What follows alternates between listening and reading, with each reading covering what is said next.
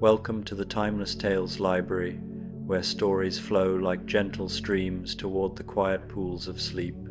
I'm Oliver, your evening storyteller, and tonight I'll be sharing a soothing tale to ease your mind and guide you gently towards sleep. The Timeless Tales Library is made possible by listeners like you. If you've found comfort here, please subscribe and help us continue creating these peaceful stories. As you settle in, comment below and let me know where you are in the world tonight, and share a place you dream of, a story taking you to perhaps the spice markets of Marrakesh, a lighthouse on the Maine coast, the rice terraces of Bali, or a cozy bookshop in Edinburgh. Your ideas keep our little library glowing bright. Tonight's story is about join Pinocchio and Geppetto as they embark on a gentle underwater journey in a lovingly crafted wooden submarine on the River Thames. In this reimagined tale from the 12th of September 1624, when the first practical submarine was tested on the River Thames in London, discover the peaceful world beneath London's ancient waters, where time moves slowly and wonder whispers softly through the currents. Now, close your eyes and allow your body to settle. The day is behind you, and its sounds are fading. Notice the quiet around you, a soft blanket of stillness. Let that stillness flow into your mind, calming the constant chatter of thoughts. Now, as you breathe, imagine a doorway opening in your mind. This is a special door, one that leads to a place of complete rest and calm. Beyond it lies the Timeless Tales Library. This is a place made just for you, a haven where stories are whispered, not read. Every word is like a gentle breeze, every sentence a soft note of music. Tonight, we step through that door together. Your bed is a private armchair by a crackling fire, the blankets a cozy throw, and the world outside has faded away. There is only this moment, this quiet room, and the tale about to begin. Let the story be your guide, a quiet current to carry you towards sleep. The Adventures of Pinocchio Sleep Story, the First Submarine, Pinocchio and the Wooden Fish. In the heart of old London, where the cobblestones still held the warmth of the September sun, and the River Thames flowed like liquid silver beneath the evening sky, there lived a gentle woodcarver named Geppetto and his beloved son Pinocchio. This was not the mischievous puppet of earlier days, but a boy who had learned the quiet wisdom that comes with understanding the world's tender mysteries. His wooden heart had long since transformed into something far more precious, a spirit filled with curiosity, kindness, and the patient wonder that comes to those who have discovered that the greatest adventures often unfold in the stillest moments. The year was 1624, and London hummed with the soft energy of invention and wonder. The city was awakening to new possibilities, and in workshops scattered along the Thames, craftsmen and dreamers worked side by side to bring extraordinary visions to life.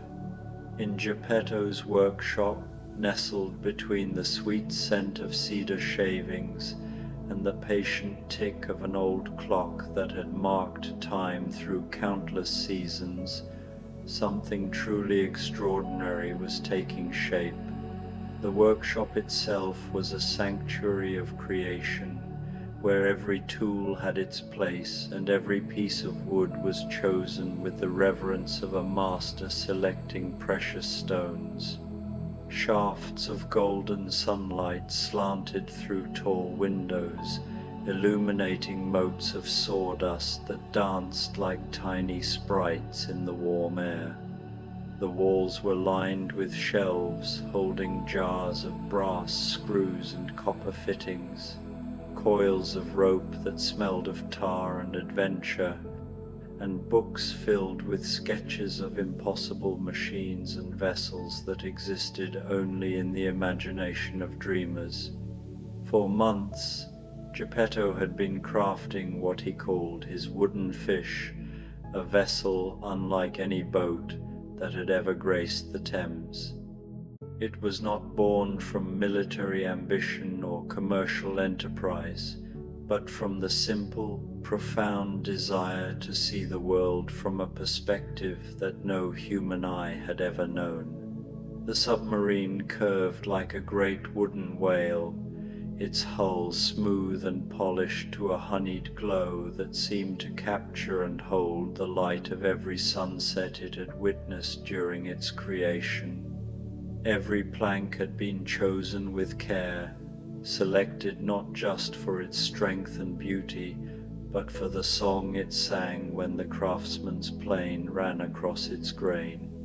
Geppetto would often pause in his work to listen to these wooden whispers, understanding that the best vessels were not merely built, but grown into being through the marriage of skill, patience, and something that could only be called love.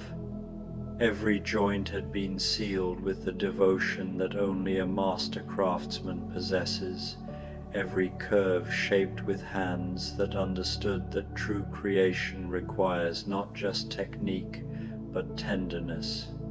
Small round windows, like gentle eyes, were set into the sides of the submarine, their glass thick and clear as morning dew captured in crystal.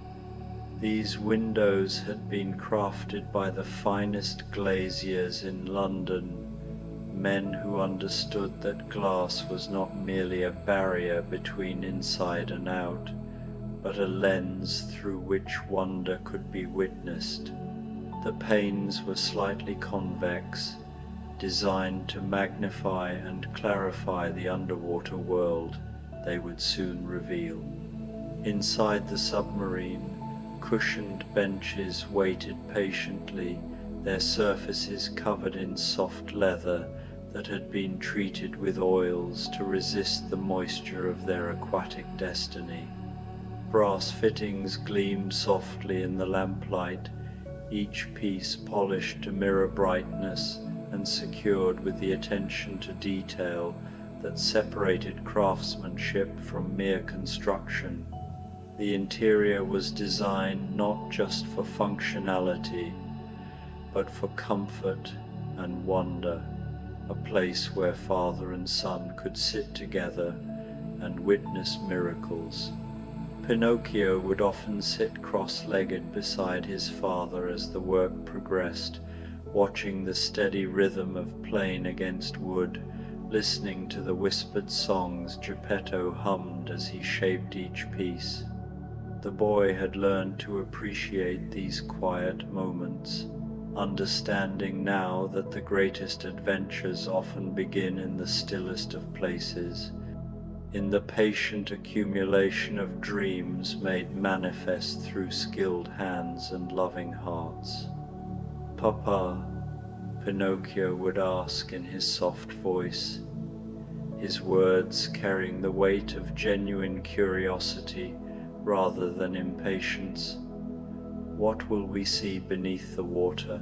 Geppetto would pause in his work, his weathered hands still holding his tools, and smile with the patience of someone who has discovered that the best answers come not from rushing toward conclusions, but from wandering together in the spaces between questions and knowledge.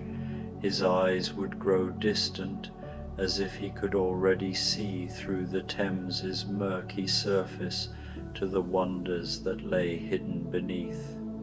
"Ah, my dear boy," he would say, setting down his plane and turning his full attention to his son, "I believe we will see the Thames as no one has ever seen it before. The secret world that lives beneath the surface, where the fish dream their silver dreams, and the river plants dance in currents we cannot feel from above. There are creatures down there, I'm certain, that have never known the touch of sunlight, beings that move through water as gracefully as birds move through air.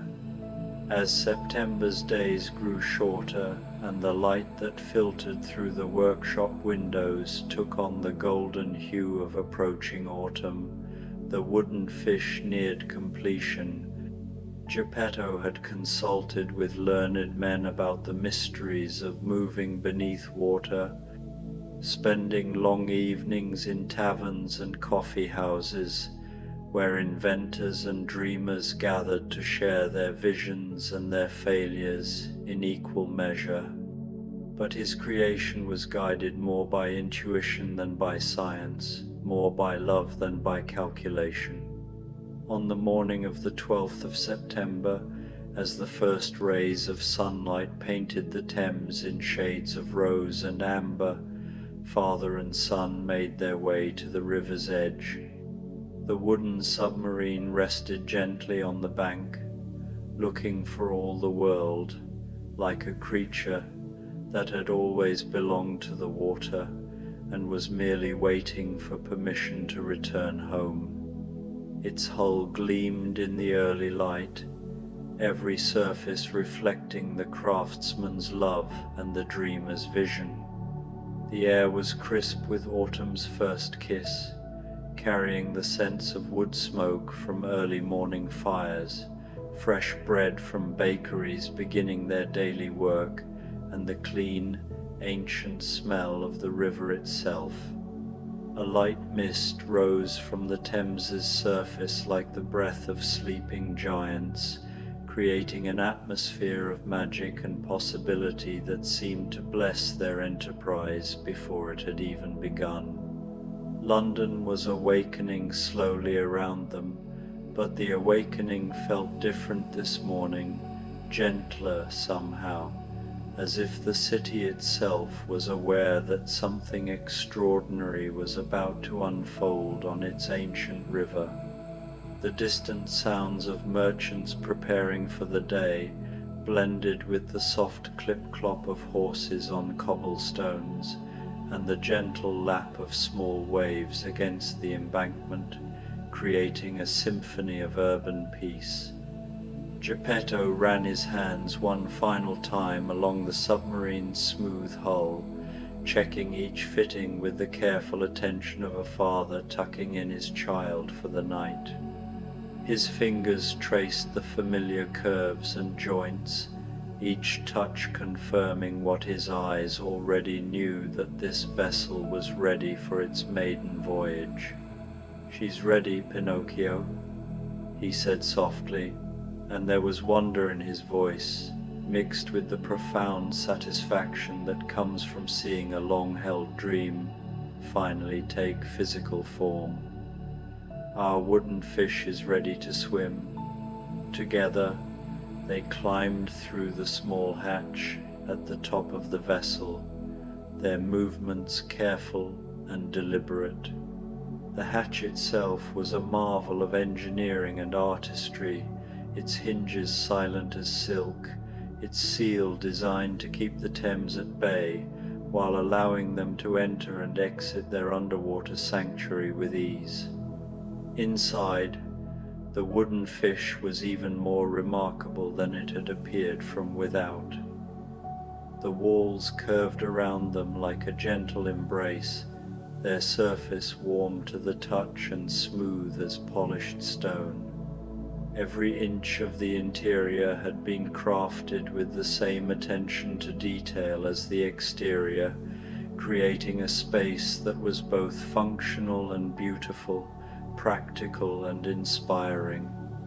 The brass fittings caught and reflected the morning light that streamed through the round windows, creating patterns of golden illumination that danced across the wooden walls like captured sunbeams.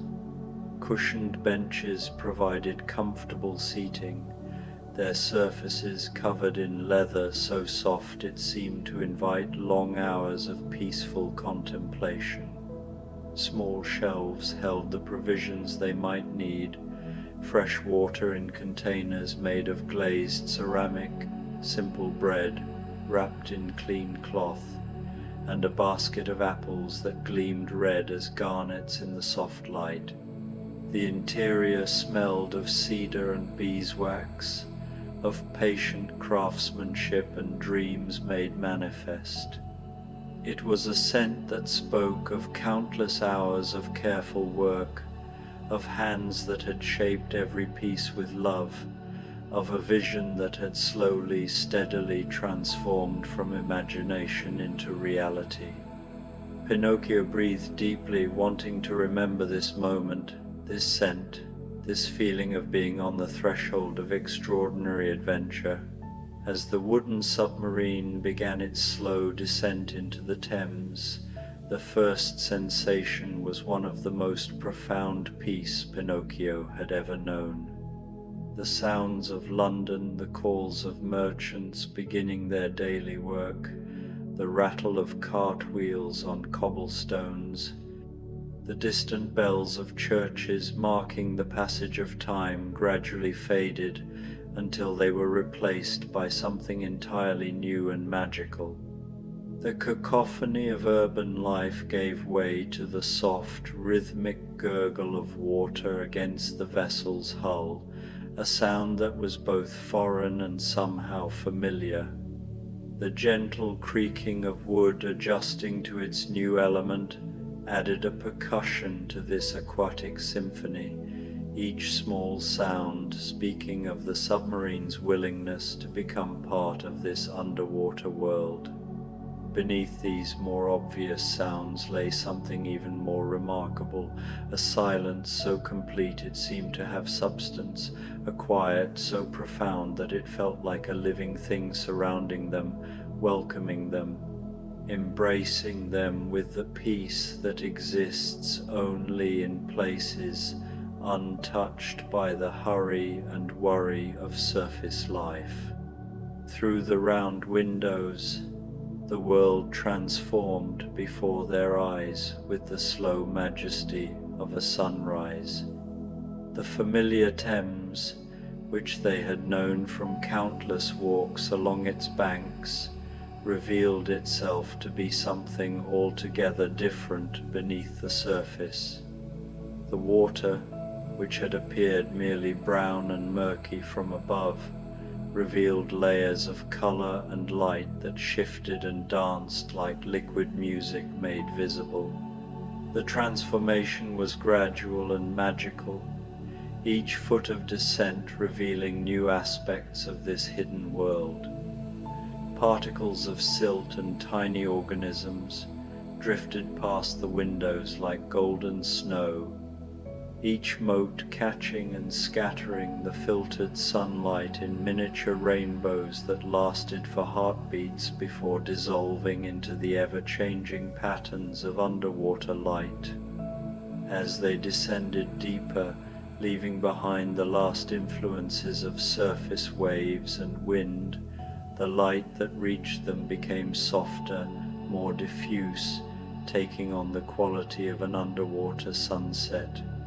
The harsh edges of the world above dissolved into something dreamlike and fluid, where shapes suggested rather than defined, where movement was a gentle ballet performed in slow motion by creatures and currents that had never known the urgency of terrestrial life. Colors that existed nowhere in the surface world began to appear around them. The Thames revealed shades of green and gold and amber that shifted and changed with the play of filtered sunlight, creating a palette that belonged more to the realm of dreams than to the familiar world of London's bustling waterfront. Pinocchio found himself speaking in whispers, not from any sense of danger, but because loud voices seemed not just inappropriate, but impossible in this hushed cathedral of water. The underwater world demanded a different kind of communication, one that respected the ancient quiet that reigned in these depths. "Papa, look," he breathed, pressing his face against the window with the wonder of someone witnessing their first miracle. A school of small fish had appeared, their silver bodies catching the dappled light like living coins tossed by some underwater deity. They moved as one entity, a single organism composed of hundreds of individual lives, turning and swirling in patterns that seemed to follow some ancient, intuitive music that only they could hear. The wooden submarine settled gently onto the river's bottom with the softest of touches, like a leaf coming to rest on still water. The landing was so gentle that it seemed the Thames had reached up to receive them, cushioning their arrival with the tenderness of a mother welcoming home a long-absent child. Here, on the river bottom, they discovered a landscape as complex and beautiful as any terrestrial vista, but utterly transformed by its aquatic nature. The bottom was not the uniform mud they might have expected, but a varied terrain of sandy patches, rocky outcroppings, and areas where decades of river life had created formations that resembled underwater gardens. Time seemed to move differently in this underwater realm, following rhythms older and slower than those that governed life above. The currents that flowed around them were visible now, made apparent by the particles they carried and the way they bent the water plants in their slow, eternal dance.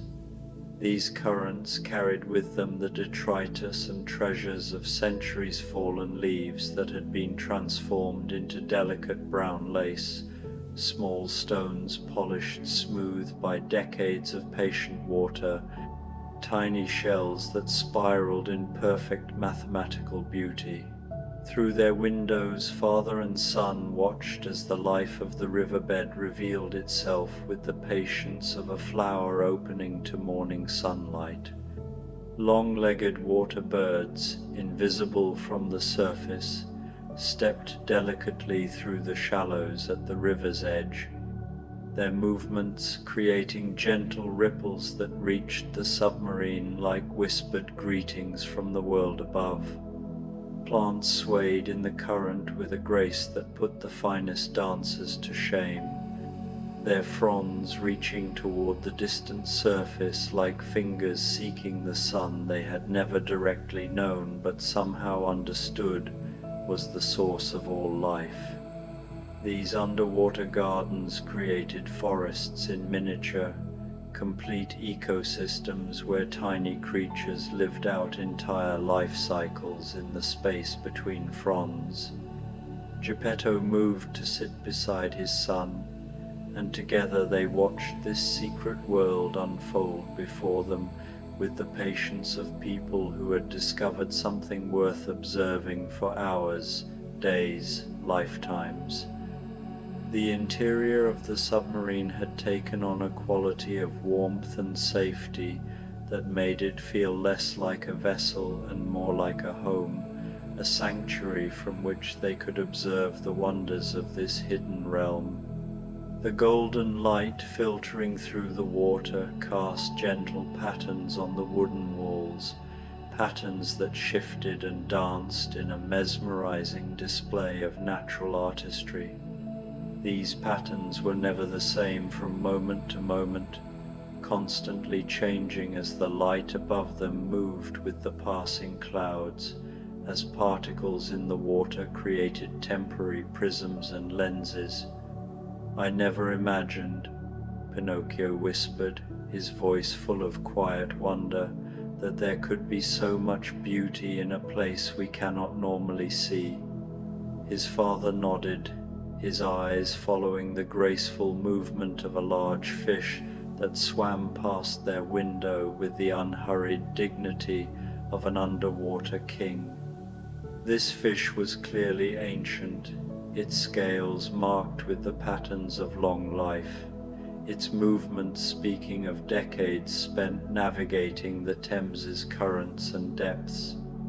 "The world is full of hidden places, my boy," Geppetto said softly. "Sometimes the most extraordinary things exist just beyond what we think we know, just beneath what we think we see. The Thames has been here for longer than London, and all this time it has been keeping secrets, harboring wonders, creating beauty that no one has ever witnessed." As the hours passed, though time seemed to have less meaning in this underwater realm, they observed the subtle rhythms that governed river life. Small creatures emerged from hiding places in the muddy bottom, their forms strange and wonderful in the filtered light. Crayfish scuttled across the sandy patches with the determined purpose of tiny engineers, their movements speaking of urgent business conducted with the unhurried pace that characterized all life in this underwater realm. Water insects created patterns on the surface far above that looked, from below, like nature's own calligraphy written in silver ink. These patterns were visible only from their underwater vantage point, messages written on the surface of the Thames by creatures who had no knowledge that their movements were creating art. The submarine itself had become part of this underwater landscape, accepted by the river's inhabitants as naturally as if it had always been there. The fish showed no fear of this wooden intruder, perhaps sensing the peaceful intentions of the vessel and its occupants. Small fish investigated the vessel with curious eyes, their faces pressed against the windows in a perfect mirror of Pinocchio's own wonder. Some of the braver fish would remain at the windows for long minutes, their large eyes reflecting the same curiosity that burned in Pinocchio's own gaze. During these moments, boy and fish would regard each other across the barrier of glass and understanding, each recognizing in the other something worth knowing, something worth protecting. The gentle creaking of the submarine's hull created a rhythm that was almost hypnotic, like a wooden lullaby sung by the Thames itself.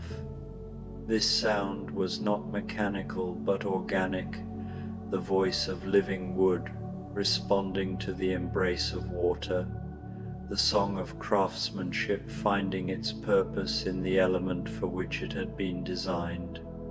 The sound was accompanied by the soft whisper of water flowing around their vessel, a sound that spoke of infinite patience and infinite movement, of the river's eternal journey from source to sea.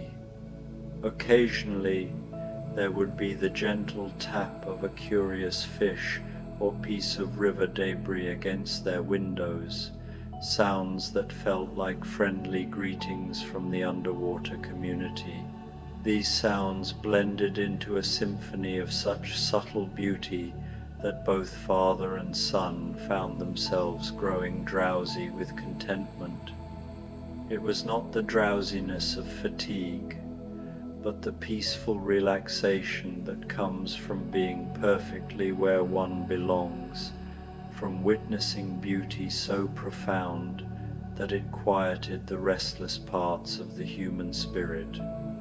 As the afternoon sun reached its highest point in the sky above, the light filtering down to them took on an ethereal quality that transformed their underwater sanctuary into something that seemed to exist outside the normal boundaries of time and space.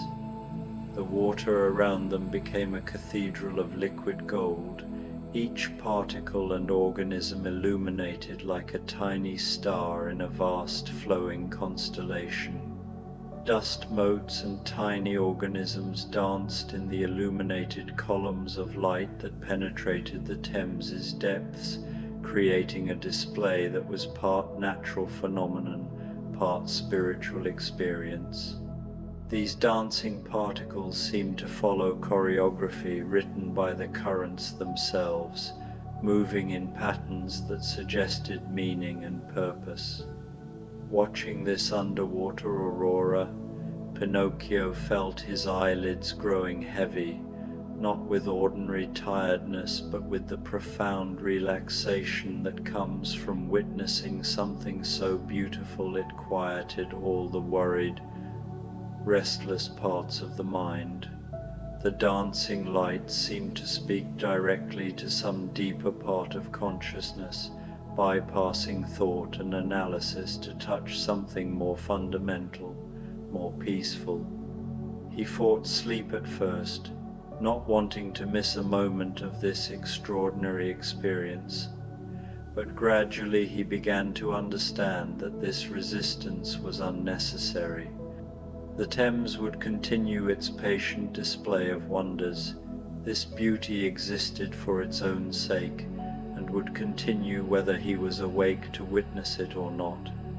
Geppetto, observing his son's struggle to stay awake, smiled with the wisdom of a father who understands that the most profound experiences often happen in the space between waking and sleeping. "Rest, my boy," he said gently, his voice carrying the same rhythm as the water flowing around their vessel. "The river will keep us safe, and when you wake, there will be new wonders to see. The Thames never stops creating beauty. It never stops revealing secrets. Sleep now, and let the river sing you its lullabies." But Pinocchio was reluctant to close his eyes, fearing that sleep might somehow break the spell of this magical place.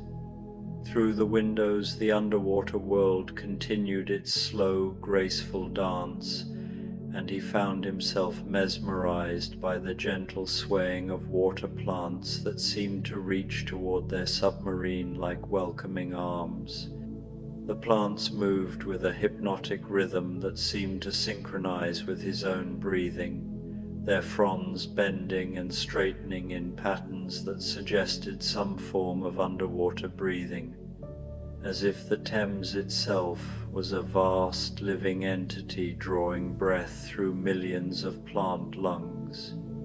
This rhythm was deeply soothing, connecting him to cycles of life and growth that had been operating long before humans had ever seen this river. A group of larger fish approached their submarine, their movements dignified and unhurried, like a delegation of underwater ambassadors coming to pay their respects to the strange wooden visitor. These were ancient-looking creatures, their scales marked with the patterns of long life, their eyes holding the wisdom of decades spent in the Thames depths. The largest of these fish, a magnificent specimen with scales that shifted from silver to green in the filtered light, came to rest directly in front of one of the submarine's windows. This fish was clearly the elder of its kind, bearing scars that spoke of a long life successfully lived, eyes that reflected not just intelligence but something that could only be called wisdom. For a long moment, fish and boy regarded each other across the barrier of glass and species, and Pinocchio felt a connection that transcended words or understanding. There was kindness in the creature's ancient eyes, a benevolence that seemed to radiate outward into the water around them. This fish had seen countless seasons pass, had witnessed the Thames through all its moods and changes, and in its gaze was the peace that comes from understanding one's place in the larger rhythms of existence. As if blessed by this encounter, Pinocchio finally allowed his eyes to close, though his mind remained aware of the gentle movements and sounds around him. The submarine rocked almost imperceptibly in the current, the motion so subtle it was like being cradled by invisible hands that understood exactly what kind of movement would bring the deepest peace. This underwater rocking was unlike any motion he had ever experienced. It was not the sharp, sudden movements of surface boats dealing with waves and wind, but something far more gentle, the movement of water itself responding to currents and tides that operated on scales far larger than any individual vessel. It was the Thames itself that was rocking him to sleep, the ancient river offering its own form of lullaby.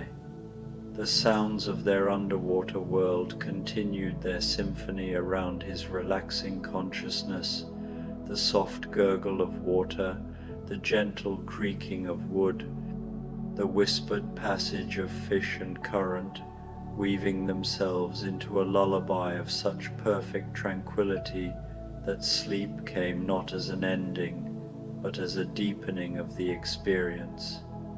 Even as he slept, some part of his awareness remained connected to this underwater world, conscious of the gentle movements of fish past their windows, aware of the subtle changes in light as clouds passed overhead and the sun continued its ancient journey across the sky.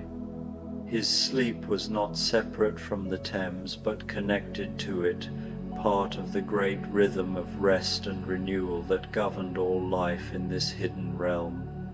Geppetto watched over his sleeping son with the contentment of a father who had shared something truly special with his child.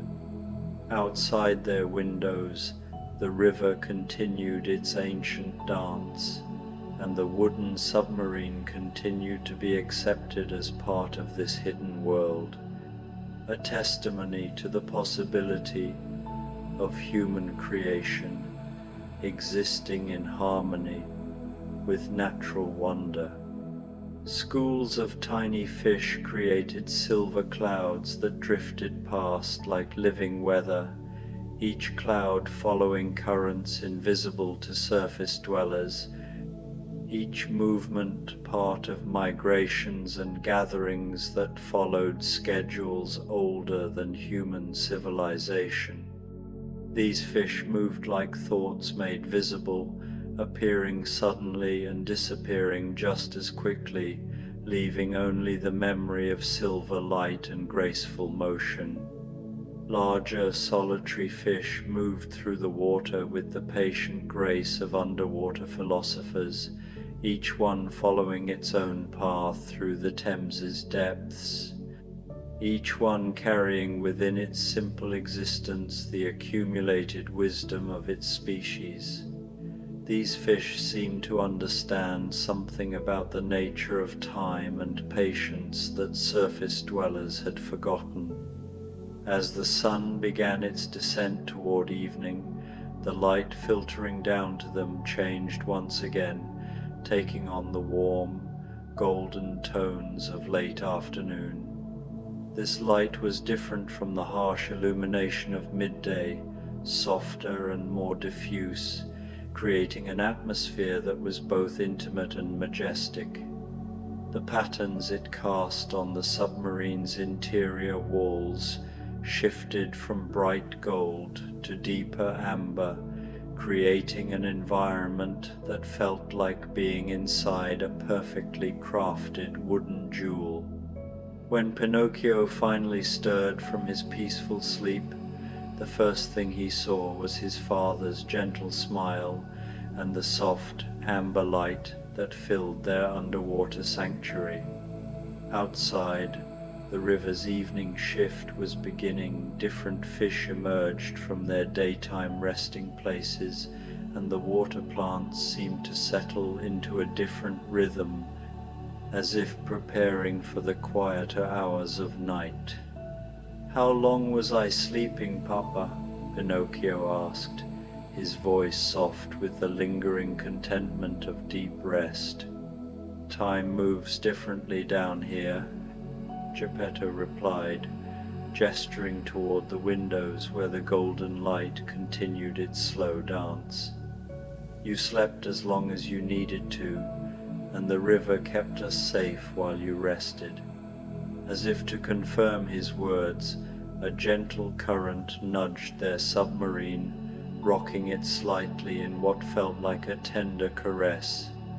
The movement was so soft, so careful, that it seemed the Thames itself was taking care of them, ensuring their comfort in its depths. Looking out through the windows, Pinocchio saw that the underwater landscape had taken on a different character in the afternoon light. Shadows were longer now, creating mysterious caverns and grottos among the river plants. The water itself seemed denser, more golden, like liquid honey through which their fish neighbors moved with even greater grace and dignity. A family of water birds had settled on the riverbank near the surface, and their reflections created wavering, impressionistic paintings on the river's ceiling far above. Occasionally, one would dip its beak into the water, sending ripples down to where the submarine rested, ripples that arrived like gentle messages from the world above. I feel as if we could stay here forever, Pinocchio murmured, watching a particularly graceful fish navigate between the swaying fronds of a water plant. Everything is so peaceful, so perfect.